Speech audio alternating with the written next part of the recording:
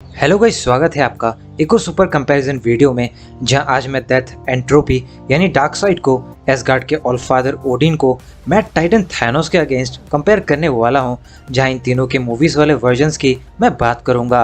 वैसे अगर आप हमारे इस चैनल में नए हैं या आपने अभी भी इस चैनल को सब्सक्राइब नहीं किया है तो जल्दी से चैनल को सब्सक्राइब करें, आपको इन तीनों के मोटापे की कसम। सो गाइस, चलिए अब इस वीडियो को शुरू करते हैं।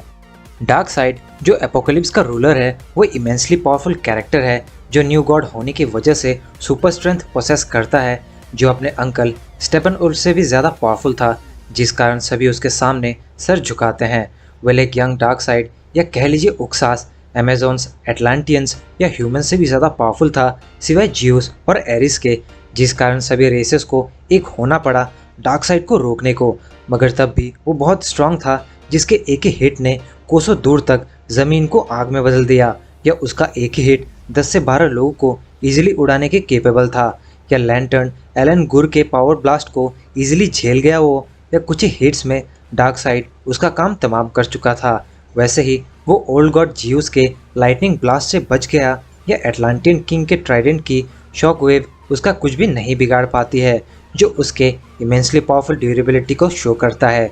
वहीं आर्टिमिस के एरोस उसे कुछ माइनर इंजरीज ही दे पाए।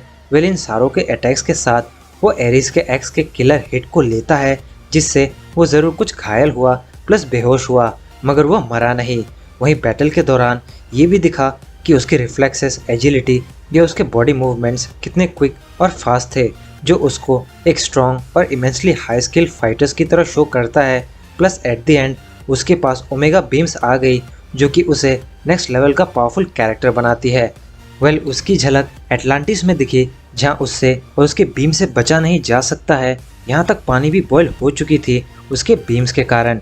या वो एक इमॉर्टल कैरेक्टर है जो लाखों हजारों सालों से जिंदा है, और उसने 100,000 वर्ल्ड्स को डस्ट यानी धूल में बदल दिया, जो अल्टीमेटली बहुत ही बड़ा अचीवमेंट है। और तो और नाइटमेयर सीन की माने तो उसने most powerful power anti life equation को हासिल कर लिया था, जो पूरे मल्टीवर्स को जीतने का सबसे बड़ा हथियार है।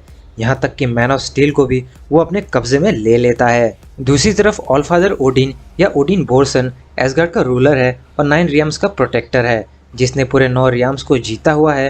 प्लस एसगार्डियन फिजियोलॉजी की वजह से वो सुपर स्ट्रेंथ, सुपर ड्यूरेबिलिटी या स्टेमिना होल्ड करता है। वेल उसके पास 9 रियम्स और यूनिवर्स की नॉलेज और विजडम कूट कूट कर है, जो अपने स्पेल से अपने बेटे थॉर को एक नॉर्मल ह्यूमन बना देता है। उसके पावर्स छीनकर या एन्चांटमेंट डालना तो उसके बाएं हाथों का खेल है। प्लस अपनी बड़ी बेटी हेला को, जो सबसे पावरफुल थी ओडिन के बच्चों में से, ओडिन ने उसे भी बीट करके अपने स्पेल्स के जरिए हजारों सालों से कैद करके रखा था। वेल एसगार्ड का ऑलफादर होने की वजह से उसके पास ओडिन फोर्स का एक्सेस है, जो एक कॉस्मिक एनर्जी है जिसके थ्रू लाइफ क्रिएट की जा सकती है। प्लस अनइमेजिनेबल या इन्फिनिटी लेवल के अटैक्स करना पॉसिबल है, जो कई प्लैनेट्स या यूनिवर्स को पॉसिबली डिस्ट्रॉय कर दे। और तो और वो हज़ारों साल पुराना तो है ही, मगर उसके डेथ के बाद भी वो एज ए स्पिरिट थॉर को गाइड करने में केपेबल था। वहीं किंग ऑफ एसगार्ड होने की वजह से वो कई वेपन्स का एक्सेस रखता था, जैसे गंगनीर, जिसे मोस्टली आपने ओडिन के साथ देखा ही होगा, जो हाई लेवल एनर्जी ब्लास्ट करने के साथ टेलीपैथी मोड में डेस्ट्रॉयर को भी कंट्रोल कर लेता था। यहाँ डेस्ट्रॉयर तगड़े फायर ब्लास्ट करने से लेकर सुपर ड्यूरेबल है, या कैस्केट ऑफ विंटर्स जो किसी भी जगह को बर्फीला बना दे, या टेसरैक्ट एक इन्फिनिटी स्टोन या इटर्नल फ्लेम जो कभी नहीं बुझती। और ये ओडिन ने एक फुल रेंज में रहे यानी कि एक पीक मोड के सर्टर को बीट करके हासिल किया। या ओडिन डार्क मैजिक का इस्तेमाल करना जानता है, जिसके थ्रू उसने बाइफ्रॉस्ट के टूटने पर तो थॉर को अर्थ भेजा था। या वो एक टॉप क्लास स्ट्रॉन्ग और ड्यूरेबल फाइटर है, जिस वजह से वो 9 रियाम्स को जीत गया है कई डार्क एल्व्स और फ्रॉस्ट जायंट्स का गेम बजाकर। अब बात करते हैं थैनोस की। सो थैनोस जो कि एक इटर्नल है, मगर उसके अंदर डेवियंस जीन्स भी है, जिस कारण वो बैंगन दिखता है। पर उसके पास सुपर ह्यूमन लेवल की स्ट्रेंथ, ड्यूरेबिलिटी, एजिलिटी, रिफ्लेक्सेस और स्टेमिना है। जहाँ उसने इन्फिनिटी वार में थॉर जैसे हैवी एसगार्डियन को अपने एक ही हाथों से लिफ्ट किया था, या वो टेसरैक्ट को क्रश करके अपने नेकेड हाथों से स्पेस स्टोन को छूकर उसे गॉन्टलेट में रखने की कैपेबिलिटी दिखा चुका था। वहीं सामने आए हल्क को बिना पावर स्टोन के या सिर्फ अपनी स्ट्रेंथ के बल पर ही बीट कर देता है, या उसे भी लिफ्ट करके जोरदार पावर स्लैम देता है जिससे कि हल्का खून भी निकाल आता है। या टाइटन और वकांडा दोनों जगह ही वो अपनी पावर्स का दबदबा दिखा चुका था, जहाँ उसने स्टीव रॉजर्स, ब्लैक पैंथर या टाइटन में डॉक्टर स्ट्रेंज, गार्डियंस और आयरन मैन तक को भी बीट किया, वो भी कुछ ही मिनटों में। वो एमसीयू का पहला कैरेक्टर बना जिसने 6 के 6 इन्फिनिटी स्टोन्स के कंबाइंड पावर्स को होल्ड किया है और सक्सेसफुल स्नैप भी किया है, वो भी 2 बार, एक बार वकांडा और दूसरी बार उसके प्लेनेट द गार्डन में। और तो और वो स्नैप के बाद मरा भी नहीं, जिससे उसकी ड्यूरेबिलिटी का अंदाज़ा भी लगता है। वहीं एंड गेम में वो एमसीयू की ट्रिनिटी को अकेले ही संभाल लेता है, जहां आयरन मैन के लाइटनिंग रिफोकसर को सरवाइव करना, अपनी स्वॉर्ड को स्पिन करके या उसे ही लिफ्ट करना, या फिर थॉर को उसके स्टॉर्म ब्रेकर के रहते हुए भी ओवरपावर करके उससे पंचेस और किस के जरिए दबाए रखना काबिलियत तारीफ है। थॉर के स्टॉर्म ब्रेकर को उसके ही अंदर ऑलमोस्ट डाल ही चुका था, वैसे ही कैप्टन के म्योलर के हिट्स ले चुका था या जोरदार लाइटनिंग स्ट्राइक्स को सरवाइव कर चुका था। प्लस एट द एंड वो कैप्टन की शील्ड के टुकड़े करके उसके भी बैंड बजा देता है। और इतना ही नहीं, बल्कि थैनोस वांडा के साइनिक एनर्जीज को झेल गया या पावर स्टोन को नेकेड हाथों में लेकर एक जोरदार पंच कैप्टन मार्वल के ऊपर करके जिंदा था, जहाँ पावर स्टोन को छूकर कई लोग डिस्ट्रॉय हो चुके हैं एमसीयू में।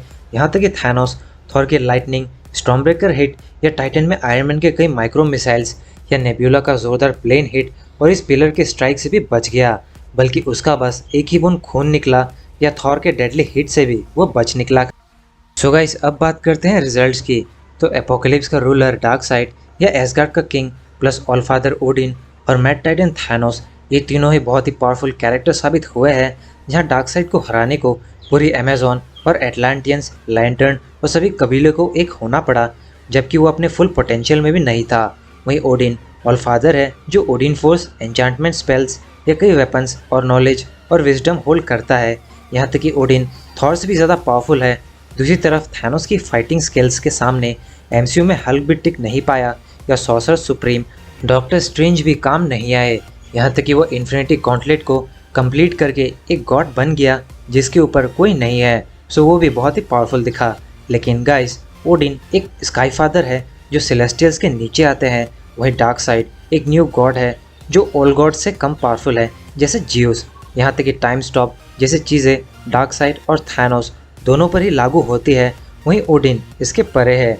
प्लस वो ऑल फादर है, प्लस प्योर विजडम और ओडिन फोर्स के कारण डार्कसाइड और थैनोस दोनों से फिलहाल के लिए पावरफुल है ओडिन।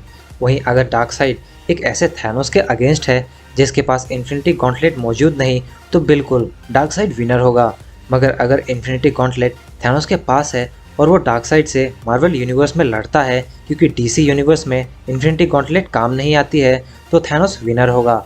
मगर अल्टीमेटली आज की सुपर कंपैरिजन का विनर ऑलफादर ओडिन है फिलहाल तक के लिए, क्योंकि अभी डार्कसाइड के पास एंटी लाइफ इक्वेशन भी मौजूद नहीं। तो गाइस, ये थी Odin versus dark side versus Thanos के बीच की एक सुपर कंपैरिजन वीडियो। तो अगर आपको ये वीडियो अच्छी लगी हो तो वीडियो को लाइक और शेयर करें, साथ ही कमेंट करके बताएं आपको इन तीनों में से ज़्यादा डेडली कौन लगता है और आपका फेवरेट इनमें से कौन है। और ऐसे ही ऑसम और इंटरेस्टिंग वीडियोस देखने के लिए हमारे चैनल को सब्सक्राइब करके बेल आइकन को ज़रूर प्रेस करें। तो गाइस, मिलते हैं बहुत जल्द अगली वीडियो में। This is your captain signing off. Take care, bye bye.